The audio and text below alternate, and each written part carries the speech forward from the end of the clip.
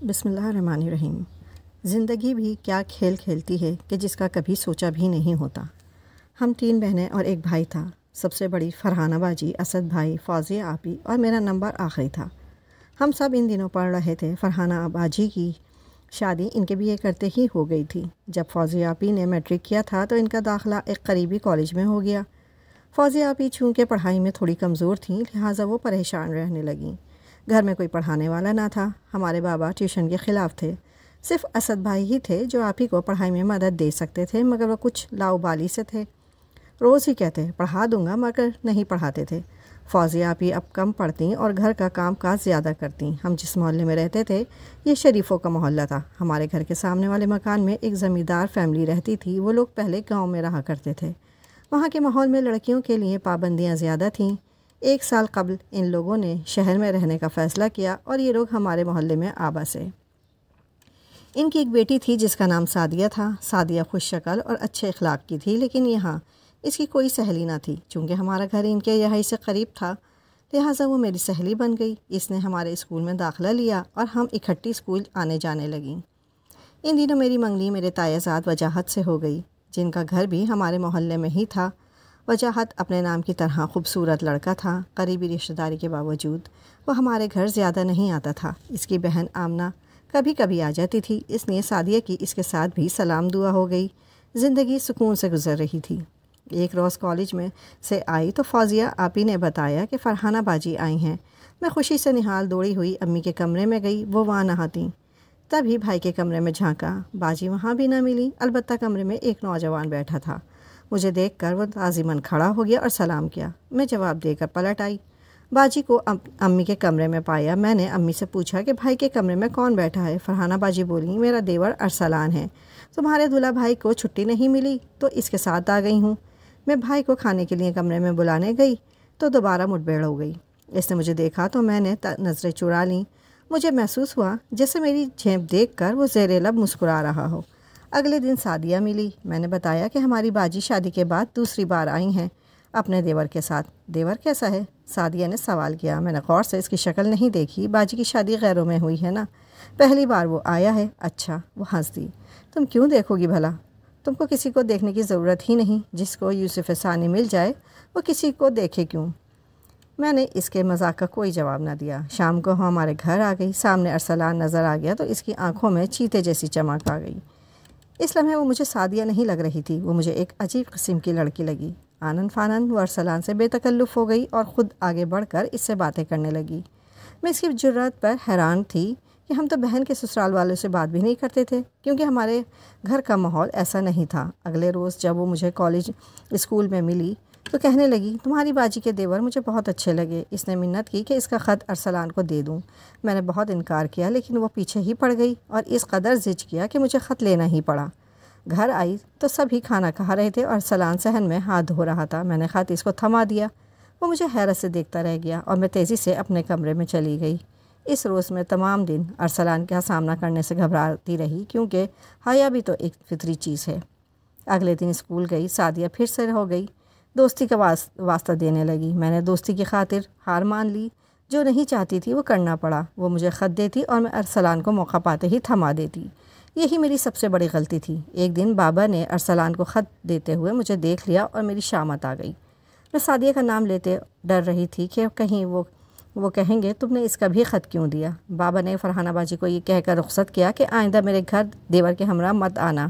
میں سمجھی معاملہ ٹھنڈا پڑ گیا، کیونکہ میں نے سعدیہ کا نام نہ لے کر اس کو بچا لیا تھا کہ وہ میری سہیلی تھی، ورنہ تو بابا اسے بھی بلا کر بے عزت کرتے۔ مگر میری خود غرض دوست نے اپنے بچاؤ کے لیے یہ بات میری ہونے والی نن یعنی وجاہت کی بہن سے کہہ دی کہ صبا ارسلان کو خط دیتے ہوئے پکڑی گئی ہے، بلکہ اس کے بابا نے اسے اسکول جانے سے بھی منع کر دیا ہے۔ آمنہ نے اپنے بھائی کو بتا دیا کہ تمہاری منگیتر تو اپنی بہن کے دیور کو چاہتی ہے اور اسے خطوط لکھتی ہے۔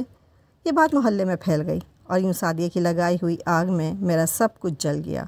اس دوست نے صرف اپنی بقا کی خاطر کہ میں کسی سے کچھ کہہ نہ دوں میری زندگی اجاڑ دی۔ میری منگنی ٹوٹ گئی۔ سعدیہ کی دوستی نے مجھے ذلت کی اتح گہرائیوں میں دھکیل دیا اور خود کو صاف بچا لیا۔ اب میں پچھتاتی تھی کہ کیوں اس پر بھروسہ کیا۔ دوست بنانے سے پہلے اس کی فطرت کو نہ سمجھا اور یہ دوستی میرا سب کچھ لے ڈوبی۔ وجاہت کو میں بچپن سے پسند کرتی تھی اور میں اس کے ساتھ منگنی پر بے حد خوش تھی۔ ابھی یہ گھاؤ ہرا تھا کہ ایک اور واقعہ ہو گیا۔ میرا بھائی اسد شروع سے ہنسمکھ تھا، تبھی اس کے جلد دوست بن جاتے تھے، لیکن انور اس کا بچپن کا دوست تھا۔ وہ دونوں ساتھ کھیل کود کر بڑے ہوئے اور ساتھ پڑھتے بھی تھے، اسی لیے انور ہمارے گھر بھی آ جایا کرتا تھا۔ اسد کو انور پر بھروسہ تھا۔ ساتھ کالج میں داخلہ لیا اور جب ٹیسٹ کی تیاری کرنی ہوتی دونوں مل کر پڑھتے تھے۔ گھر میں صرف انور کو آنے کی اجازت تھی، باقی سارے دوست دروازے پر دستک دیتے اور باہر ہی رہتے۔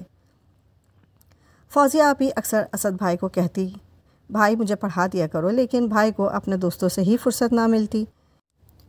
یہ بات البتہ انور کو بہت محسوس ہوتی تھی۔ ایک روز اس نے اسد سے کہا، دوست اگر تم نہیں پڑھا سکتے تو مجھے اجازت دو کہ میں فوزیہ کو پڑھا دیا کروں۔ اسد بھائی نے کہا، بڑے شوق سے، وہ خاصی کن ذہن ہے، اگر تم میں حوصلہ ہے تو سر کھپا کر دیکھ لو، مگر اس کی کھوپڑی میں کچھ آئے گا نہیں۔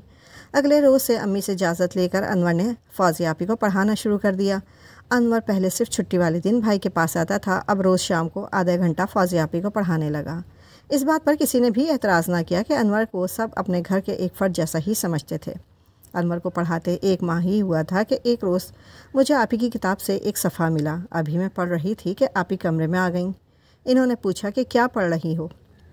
یہ ایک خط ہے آپ کے نام، وہی پڑھ رہی ہوں۔ تبھی آپی کا رنگ اڑ گیا اور انہوں نے کاغذ کو میرے ہاتھ سے جھپٹنے کی کوشش کی۔ اسی وقت اسد بھائی بھی کمرے میں آ گئے تو میں نے خط کو فوراً اپنے پیچھے چھپانے کی صحیح کی، لیکن اسد بھائی نے مجھے خط چھپاتے دیکھ لیا۔ بھائی نے کہا، یہ کیا ہے؟ کیا چھپا رہی ہو مجھ سے؟ بھائی میری جانب آ گئے۔ میں نے صفحہ گرا دیا اور خاموش رہی۔ انہوں نے مجھے اسے پھینکتے دیکھ لیا تھا، جھک کر اٹھایا اور تحریر دیکھتے ہی ان کا رنگ بدل گیا۔ ظاہر ہے کہ بچپن سے ساتھ پڑھے تھے، فوراً انور کی تحریر پہچان لی تھی۔ خط پڑھا تو آپی کو غضبناک نگاہوں سے گھور کر بولے، اچھا تو پڑھنے کے بجائے خط و کتابت کا کھیل کھیلا جا رہا ہے۔ آپی نے جواب دیا، میں تو تم سے کہتی تھی بھائی مجھے پڑھا دو، مگر تم ہی نے انور کو مجھے پڑھانے کو کہا۔ میں نے صرف پڑھنے کے لیے کہا تھا، عشق کرنے کے لیے نہیں کہا تھا۔ بھائی کی بات سن کر میرا سر شرم سے جھک گیا۔ پہلے ہی سعدیہ کی لگائی آگ سے میری منگنی ٹوٹی تو وہ دکھی تھے، اور اب دوسری بہن کا قصہ سامنے تھا۔ خیر، نہ جانے کیا سوچ کر زیادہ کہے بغیر وہ کمرے سے نکل گئے۔ اگلے دن وہ یونیورسٹی نہ گئے، سارا دن کمرے میں بند رہے۔ شاید کہ یونیورسٹی میں دوست سے جھگڑا کرنا نہیں چاہتے تھے۔ شام کو حسب معمول انور آ گیا۔ دروازے پر دستک ہوئی۔ اسد بھائی ہی دیکھنے گئے۔ انور کو دیکھ کر آنکھوں میں خون اتر آیا۔ کہا، کیا آج کے بعد تمہیں میرے گھر کے اندر قدم رکھنے کی ضرورت ہے؟ تم میرے بچپن کے دوست تھے، تم کو اپنے بھائی کی طرح سمجھا تھا، معلوم نہ تھا کہ آستین کے سانپ ہو۔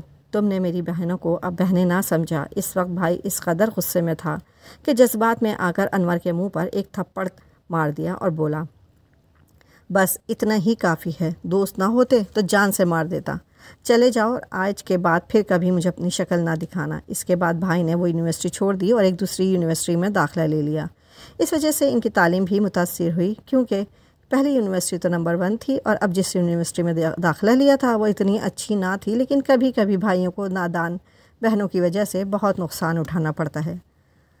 فوزیہ آپی کو دکھ ہوا کہ نہیں، معلوم نہیں، کیونکہ ان کی آنکھوں پر تو اس وقت عشق کی پٹی بندھی ہوئی تھی۔ انہیں اچھا برا کچھ سمجھ نہیں آ رہا تھا، لیکن مجھے بہت زیادہ قلق تھا، کیونکہ پہلے بھی ارسلان بھائی کو آمنہ کا خط دینے پر مجھے مجرم سمجھا گیا، مگر دکھ تو بابا اور بھائی کو اٹھانا پڑا، خواہ انہوں نے مجھے صحیح سمجھا یا غلط۔ بعد میں میری بڑی بہن فرحانہ نے مدد کی تھی۔ ارسلان سے پوچھا تو اس نے خطوط باجی کو دکھا کر کہا تھا کہ مجھے یہ خط صبا نے نہیں، سعدیہ نے لکھے ہیں، بے شک تحریر دیکھ لیں۔ اس بات کے لیے میں ارسلان کے دل سے مشکور تھی۔ بے شک منگنی ٹوٹنے کا صدمہ ہوا، لیکن بابا اور بھائی کے دل سے یہ بوجھ تو ہلکا ہوا کہ خطوط میں نے نہیں لکھے تھے۔ البتہ وجاہت کی بہن اور سعدیہ نے جو بات محلے میں پھیلائی، اس کا ملال ضرور تھا، کیونکہ لوگوں کی زبانوں کو کون بند کر سکتا ہے۔ بھائی نے آپی کو کہا کہ اب تم کالج نہیں جاؤ گی، کیونکہ تم نے والدین کی عزت کا پاس نہیں کیا۔ انور تو میرا دوست تھا، لیکن تم تو میری بہن تھیں، میرا ہی خیال کر لیا ہوتا۔ 1 ہفتے تک آپی روتی رہیں، تب امی نے اسد بھائی کو سمجھایا کہ اسے معاف کر دو۔ ایک کو گھر بٹھا لیا، حالانکہ وہ بے گناہ تھی، اب دوسری کے ساتھ تو رعایت کرو۔ فوزیہ آپی نے وعدہ کیا کہ وہ آئندہ ایسی غلطی نہیں کریں گی۔ سالانہ امتحان ہونے والے ہیں اور اس نے بہت محنت کی ہے، اسے پرچے دینے دو۔ کسی طرح امی نے منت سماجت کر کے اسد بھائی کو منا لیا۔ اسد بھائی تو مان گئے، مگر آپی کب ماننے والی تھیں۔ ایک چھوٹے لڑکے کے ذریعے انور سے پھر رابطہ کر لیا اور دونوں نے گھر سے باہر ملاقاتیں جاری رکھیں۔ انور شاید فوزیہ آپی کی کمزوری بن گیا تھا۔ وہ آپی کے کالج کے چکر لگاتا اور یہ اس سے ملنے کے لیے کسی ایسی جگہ چلی جاتی کہ جہاں دونوں کو زمانہ نہ دیکھ سکے۔ اسد بھائی کی تعلیم مکمل ہو گئی تو بھائی کو دوسرے شہر نوکری مل گئی اور وہ اسلام آباد چلے گئے۔ اب فوزیہ آپی کو کس کا ڈر تھا؟ انور سے دوستی اتنی گہری ہو گئی کہ غلط مراسم لکھوں تو بے جانا ہوگا۔ ان کو نہ خود پر قابو رہا اور نہ اپنے قدموں پر۔ میں ان کی غلطیوں کو خاموشی سے دیکھتی تھی اور کچھ نہ کر سکتی تھی۔ میں نہیں چاہتی تھی کہ وہ بھی میری طرح تعلیم حاصل کرنے سے محروم رہ جائیں۔ ان کے بارے میں ان کی ایک کلاس فیلو سے خبریں ملتی رہتی تھیں۔ غرض آپی نے تعلیم کے تقدس کا خیال کیا اور نہ اپنے والدین کی عزت کا۔ آخرکار ایسی مصیبت میں پھنس گئیں کہ عزت کے ساتھ جان بھی جانی تھی۔ مجھے ساری باتوں کا علم تھا لیکن امی کو نہ بتاتی۔ اگر بتا دیتی تو بابا فوزیہ آپی کے ساتھ امی کو بھی شوٹ کر دیتے۔ بالآخر ایک دن فوزیہ آپی انور کے ساتھ گھر سے چلی گئیں اور دونوں نے عدالت میں نکاح پڑھوا لیا۔ وہ ایک دوسرے شہر جا بسے۔ ان کے اچانک غائب ہو جانے سے ہم کسی کو منہ دکھانے کے قابل نہ رہے۔ محلے والے تو پہلے ہی میری منگنی ٹوٹنے کی باتیں کرتے تھے۔ بابا بہت پریشان تھے۔ اسد بھائی کی نئی نوکری لگی تھی۔ بابا نے سوچا کہ اسے اسلام آباد اطلاع کی تو نہ جانے اس پر کیا گزرے۔ جب گھر آئے گا تو بتا دوں گا۔ محلے میں یہی بات پھیلا دی کہ فوزیہ بھی اعلیٰ تعلیم حاصل کرنے لاہور چلی گئی ہے۔ وہاں اسے یونیورسٹی میں داخلہ مل گیا ہے۔ میں نے اور امی نے گھر سے نکلنا بند کر دیا کہ کوئی ہم سے فوزیہ آپی کے بارے میں سوال نہ کرے۔ جب اسد بھائی چھٹیوں پر گھر آئے، بابا نے ان کو تحمل کی یقین کی اور کہا کہ فوزیہ تو چلی گئی، اسے مرا ہوا سمجھ لو، لیکن اب اگر تم نے کوئی ایسا ویسا قدم اٹھایا تو رہی صحیح عزت بھی جاتی رہے گی۔ بہتر ہے کہ ہم یہ گھر فروخت کر کے اسلام آباد شفٹ ہو جائیں۔ بڑی مشکل سے اسد بھائی نے اپنی جذبات کو قابو میں کیا، خاموشی سے واپس جاب پر چلے گئے۔ والدین نے گھر فروخت کرنے کے لیے بھاگ دوڑ شروع کر دی۔ ایک پراپرٹی ڈیلر کے ذریعے بالآخر گھر کو فروخت کر دیا اور ہم لوگ بھی اسلام آباد آ گئے۔ اس واقعے کو 11 برس گزر گئے۔ اس عرصے میں بابا کا انتقال ہو گیا، اسد بھائی کی شادی بھی ہو گئی اور اسد بھائی کو اسلام آباد میں ہی ایک اور اچھی جاب مل گئی۔ میری شادی بھی اسلام آباد میں ہو گئی۔ فرحانہ باجی تو پہلے ہی یہاں رہتی تھیں۔ ہمارا اپنے شہر سے کوئی واسطہ نہ رہا۔ ایک روز اسد بھائی، ان کی بیوی اور امی لبرٹی میں شاپنگ کرنے گئے تو اچانک فوزیہ آپی اپنے شوہر اور بچوں کے ہمراہ نظر آ گئیں۔ وہ سامنے سے آ رہی تھیں۔ جب قریب آئیں، امی کو دیکھ کر رک گئیں۔ قریب آ کر گلے لگنا چاہا۔ امی تو ماں تھیں، شاید گلے لگا لیتیں، لیکن اسد بھائی ساتھ تھے، اپنی جگہ بت بنی کھڑی تھیں۔ انور بھی شرمندہ تھا۔ گردن جھکا کر دھیرے سے بولا، امی جان مجھے معاف کر دیں، ہم سے غلطی ہو چکی تھی۔ اگر میں فوزیہ سے شادی نہ کرتا تب بھی آپ کی عزت پر بن جاتی۔ ہمارے پاس اور کوئی دوسرا راستہ نہ تھا۔ اسد نے میرے منہ پر تھپڑ مار کر مجھے سمجھا دیا تھا کہ اب اس گھر سے میں رشتے کی امید نہ رکھوں۔ اسد بھائی بولے، تو تم نے تھپڑ کا بدلہ یہ لیا کہ میری بہن کو بھگا کر اس سے کورٹ میرج کر لی۔ ویسے بھی ہم نے مر جانا تھا تو تم نے یوں ہی ہم کو مار دیا۔ اس وقت اسد بھائی کی حالت دیدنی تھی۔ وہ بے بس سے کھڑے تھے اور لہجہ ایسا تھا جیسے فریاد کر رہے ہوں۔ امی نے اسد کا بازو تھاما اور آگے لے گئیں، بولیں، بس بیٹا، جو ہماری قسمت میں تھا ہو چکا، اب کچھ فائدہ نہیں، جھگڑا بھی کرو گے تو اپنی ہی عزت خراب ہوگی۔ فوزیہ نے اپنی پسند سے شادی کر لی ہے، اب خوش رہے یا دکھی، ہم سے تو کچھ لینا دینا نہیں۔ وہ اب 2 بچوں کی ماں ہے اور بچوں کا قصور نہیں ہے۔ بہتر ہے کہ ہم اس کو ایک خواب سمجھ کر بھلا دیں۔ اسد بھائی کی آنکھوں میں آنسو تھے، مگر عقل مندی کا تقاضا تھا صبر کرنا، سو صبر کر لیا۔ سوائے صبر چارہ بھی کیا تھا۔